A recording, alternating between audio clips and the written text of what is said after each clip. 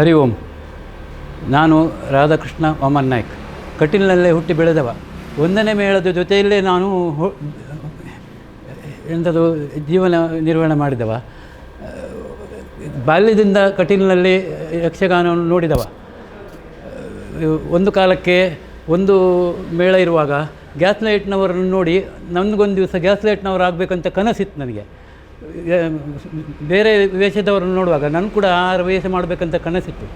ಭಜನೆಯಲ್ಲಿ ಕೂಡ ಹಾಗೆ ತಂದೆಯವರು ಭಜನೆ ಪ್ರಾರಂಭ ಮಾಡಿದ ಕಾರಣ ನನಗೆ ಪ್ರಸಾದ ಕೊಡುವಾಗ ನನ್ನ ಹಿರಿಯರು ತಂದೆಯವರು ಭಜನೆ ಮಾಡಿದವರು ಅಂಥೇಳಿ ನನಗೊಂದು ಹೇಳುವಾಗ ನನಗೆ ಹೆಮ್ಮೆ ಅನಿಸ್ತದೆ. ಕಟೀಲಿನಲ್ಲೇ ನಾನು ಬೆಳೆದವ. 1ನೇ ಮೇಳದಿಂದ 6 ಮೇಳದವರೆಗೆ ನಾವು ಯಕ್ಷಗಾನದಲ್ಲಿ ನೋಡಿ ಸಂತೋಷಪಟ್ಟವರು.